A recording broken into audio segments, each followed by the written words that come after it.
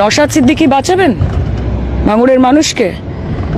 যদি গোটা পশ্চিমবঙ্গের মানুষকে কেউ প্রোটেকশন দিতে পারে তার নাম মমতা বন্দ্যোপাধ্যায়। গোটা পশ্চিমবাংলার মুসলমানদের পিছনে যদি কেউ বাঁশ দিয়ে থাকে তার নাম হচ্ছে মমতা বন্দ্যোপাধ্যায়।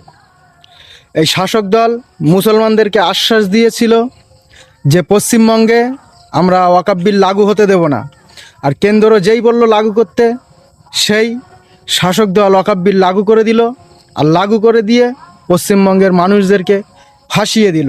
এই যে ধোঁকা, এই যে প্রতিশ্রুতি দিয়ে মুসলমানদেরকে ফাঁসানো হলো, এটা কিন্তু মুসলমানরা কখনোই ভুলে যাবে না, মুসলমানরা মনে রাখবে। এবং এর জবাব কিন্তু 26-এ বিধানসভা আসছে, 26-এ কিন্তু মুসলমানরা অক্ষরে অক্ষরে পালন করবে।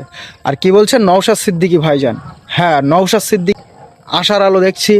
নওশাদ সিদ্দিকী ভাইজান একমাত্র বিকল্প বিধায়ক, যিনি পশ্চিমবাংলা শুধু মুসলমান নাই, পশ্চিমবঙ্গ তথা পশ্চিমবঙ্গের পিছিয়ে পড়া যতগুলি জনগোষ্ঠী আছে, মুসলমান হোক, হিন্দু হোক, আদিবাসী হোক এবং খ্রিস্টান, জৈন, সকলকে নিয়ে নওশাদ সিদ্দিকী ভাইজান একমাত্র তিনি সবসময় প্রতিবাদ করেন, তিনি সবসময় মুখ খোলেন।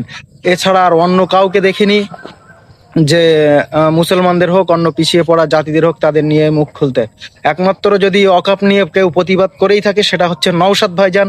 আর সেই ওয়াকফ নিয়ে প্রতিবাদ করার কারণে নওশাদ সিদ্দিকী ভাইজানের ফলোয়ার্স যারা ছিল তাদেরকে বিনা দোষে জেলে ভরেছিল কিন্তু এই আমাদের শাসক দল।